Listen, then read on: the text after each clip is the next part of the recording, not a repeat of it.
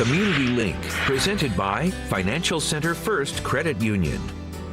Thank you for joining us on this week Community Link. I'm Marco Dominguez.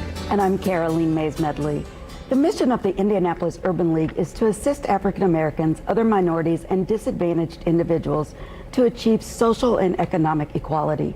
Joining Community Link to tell us more is Tony Mason. Welcome, Tony. We're so glad to have you. Caroline, Marco, thank you so much for having me here with you today.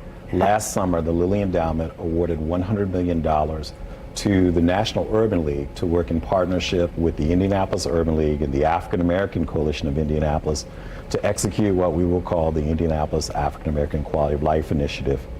Essentially, what we're going to be doing is embarking on a grant-making process that will be based on meeting the needs and priorities as established by this community in the areas of education, employment, health, housing, and Black business development and entrepreneurship.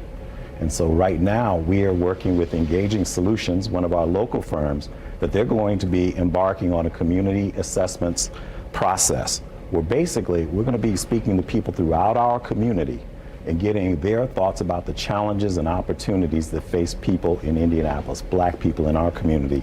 We're also going to be working with Carl and Jay and Associates to launch an issues management and priorities process discussions, and there we're going to be engaging thought leaders and experts in all of those areas to help us to further refine and define what the priorities for funding will be.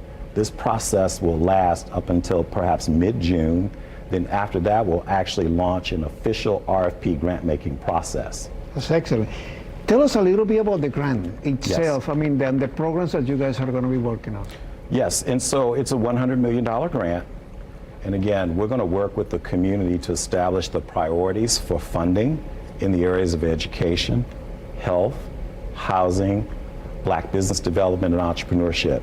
And so we're just excited about the fact that the endowment was intentional in making this grant and giving us as community organizations, empowering us to establish the priorities and then actually launching the funding process. And so we're working very closely with Mark Moriel and his team. And of course, we want to thank the Lilly Endowment for their generous support. One of our goals along the way will also be to hopefully leverage this $100 million investment in the Black community, if you will. Because who's to say that it couldn't result in $500 million or $1 billion worth of investment? That's amazing. So in our last 10 seconds, yes, tell us, does this $100 million to Indianapolis fund all of your programs? No, it is really, the priority is to fund the priorities established by our community. You know, do we have programs that align with what we'll be doing? Absolutely. But our goal is first and foremost to focus on the community's wishes and priorities for these funds. Great. Right. Thanks, Tony. Thanks for all you're doing. Thank you, Tony. Thank you so much. For more information on the salsa dance and its origins, here is Community Link Gloria Jimenez. Is a Latin dance associated with the music genre of the same name. It originated in the 1960s in New York City.